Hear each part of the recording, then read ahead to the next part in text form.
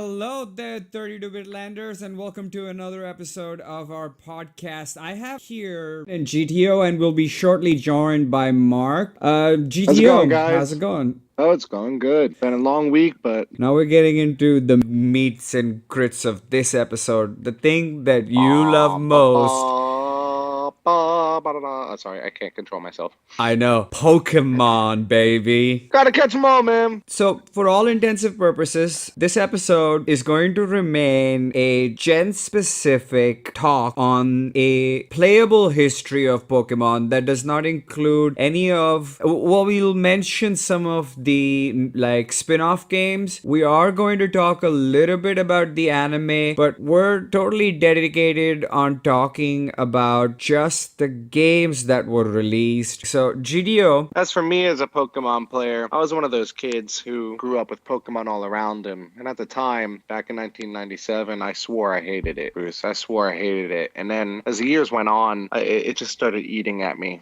I started watching the releases come out. And then it was about 6 years ago that I actually decided I was going to play. And now it's turned into my worst addiction. I've gone through every generation since then. I've touched all the originals a bit, but either whether it's an original or a remake of that gen, I've gone through them all, and I must say, like, I could do this forever, and that's a dangerous thing.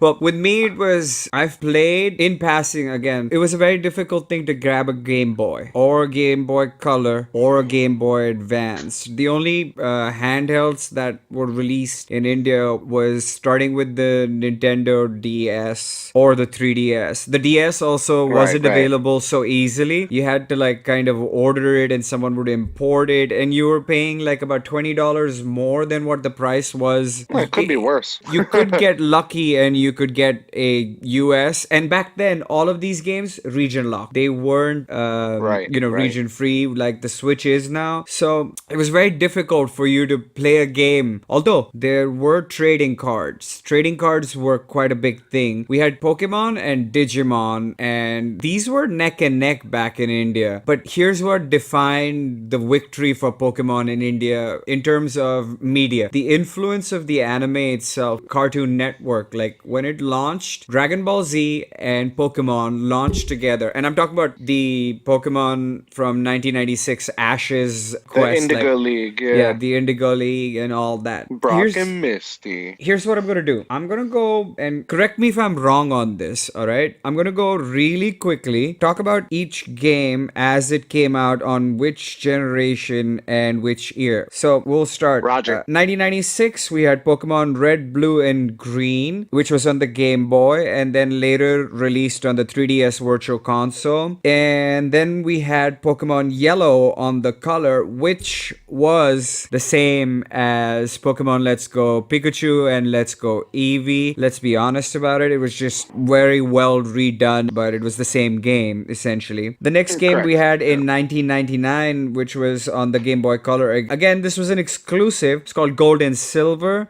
In 2000, we had Pokemon Crystal. Again, Game Boy Color. We had Pokemon Ruby and Sapphire. That came out on the Game Boy Advanced. We had the next game, which was Fire Red and Leaf Green. Again, on the Advanced. We had Emerald, which was in 2004. We had Pokemon Diamond and Pearl, which was the first game on the Nintendo DS. In 2006, 2008 saw the release of Platinum, again on the DS. We had Heart Gold and Soul Silver in 2009, again on the DS. And then I think it was redone on the 3DS and it was named something else. White and Black, and we had White and Black 2. That happened in 2010 and 2012, respectively. Pokemon X and Y, that was in 2013, Nintendo 3DS. Then Pokemon Omega Ruby and Omega Sapphire in 2014. Alpha Sapphire.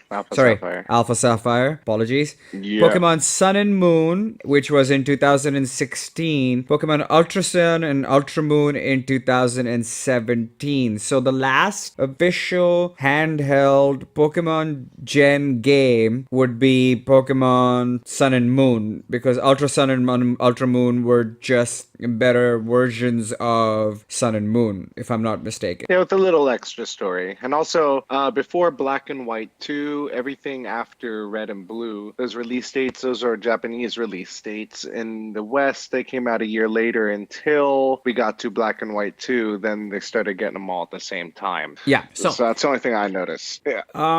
going down these games, of course, you've started to play this 3-4 years ago. What was your first game? The first one I played was Pokemon Y, because I really love my 3DS. I still play it a lot, Me too. and I just wanted to jump into the most recent one that had come out. It was brand spanking new at the time, and it was only about 10 or 15 hours into it when I realized that I was experiencing something that I had been depriving myself of just because I was being a dick. Thinking, oh, Pokemon is just for kids. I started realizing, wow, the battle system is complex. Wow, playing online is deep. Wow, okay, even though you can't talk, this online trading community, some of the nicest people out there. I can trade a Caterpie and someone's going to give me a legendary sometimes if I'm lucky. And so it just drove me into it. And, it wasn't the story. The story was good, and there was a scene in that game that made me cry, but I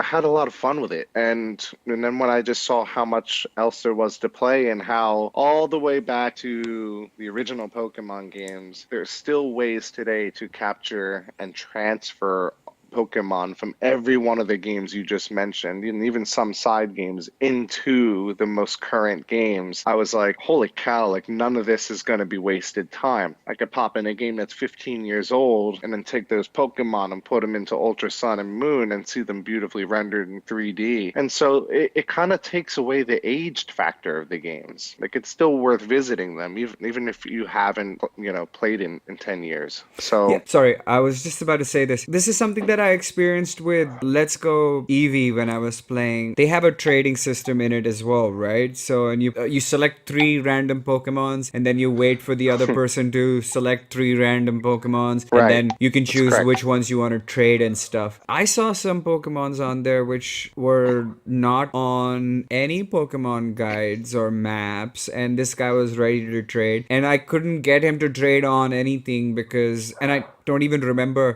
which Pokemon it was when I saw it, and I kept What asking. did it have a bolt as a head? Lion kind of Pokemon, the one which has like 5 or 6 tails, the fox kind of Okay, looking so Pokemon. that'd be nine tails. What color It was did it was a was it? Did you shiny. I see? think I think it was a shiny that that he Okay, had, because yeah. I think it was pink. Was it pink or is it All right. blue? The shiny is I pink. don't have the shiny nine tails.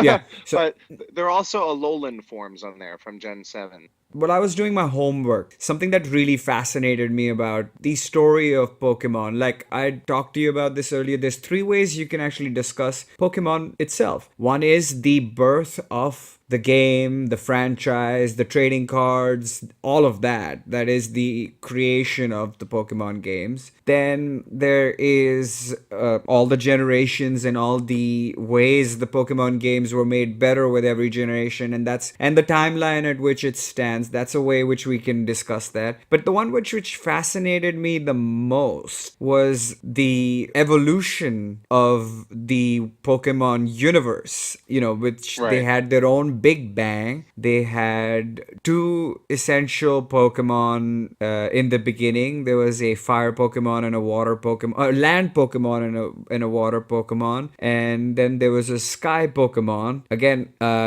don't really remember the names, but there's this mythos of Pokemon world, which really, really drew me in while I was doing my research. The Pokemons that are the creators of everything that is in the Pokemon universe are 3 of them. One is the creator of space, one is the creator of time, and one is the creator of antimatter, which kind of gives me this very Hindu kind of vibe, because me being an Indian, I kind of know this, there's this Triforce. A, Yeah, yeah. it's a very Zelda-esque Triforce kind of. One is a creator of this, one is a creator of that. That resonated with me. And then the first question I asked myself is that, so if these guys are out there creating shit and like universes have been created and the earth was created within the earth, as humans evolved and so on and so forth, Pokemon also evolved and so on and so forth, then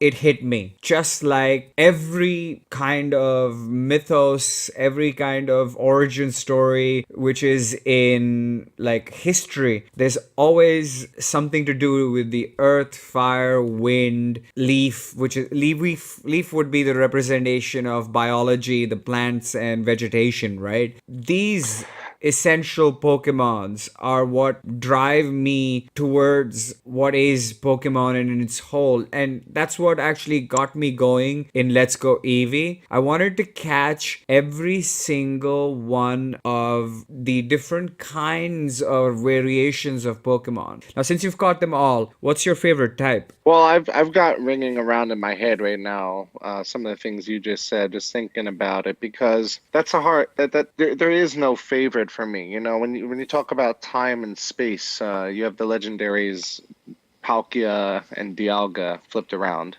They represent time and space, and those are some of my favorite legendaries from Gen 4. But they also have like an overall kind of most powerful Pokemon in the cosmos, who's kind of like the Pokemon god, and that's Arceus. And like I would have to say, if I had to choose a favorite Pokemon, it would be the two hardest to get Pokemon before Let's Go. And I kind of had to have them at a tie. Two kind of rarest ones. And that would be Mew, because before Let's Go came out, there was no way to get a Mew unless you had a really drunk friend who traded you one. Or, and then, I mean, I think 2016 was the last time they even had a limited event where you could get one. And Celebi. Celebi is a very rare Pokemon that one of the only known methods I know to catch Celebi naturally is to play Pokemon Crystal, which is way back in Generation 2. So, you know, I love these characters from the movies, and the movies actually touch on some of the mythos you mentioned. The movies are a little bit more serious than the anime's tone,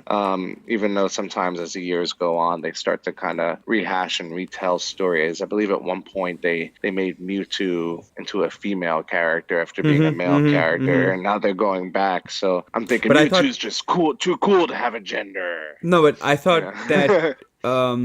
with Let's Go, they've made it definite that every single Pokemon has like a male and female. Well, with Mewtwo, I don't think that's the case. I think, and I had a discussion with some Is it? Pokemon friends about it. Mewtwo talks with using the mind. Yeah, So, yeah. like, however you hear Mewtwo as, however Mewtwo chooses to be perceived as, that's what people hear.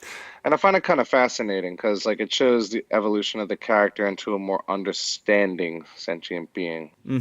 Mewtwo was created in a lab by mad scientists from Team Rocket and didn't know his purpose. So he went off on a mad rampage trying to find his own purpose, and was shown that sympathy and compassion towards others is a purpose in itself. So Mewtwo is not connected to the time and space Pokemon. Okay, okay. Mewtwo is a synthetic genetically created Pokemon that just said screw you to the people that made him and went out and did his own thing. He kicks ass. Mewtwo's awesome. Mewtwo's the man. I mean the woman. I mean the thing. Androgynous. Yeah. Well, that brings us to the end of part one, and the part two should be in the cards above. Check it out. We have more to talk about and discuss, and we'll see you in the next one.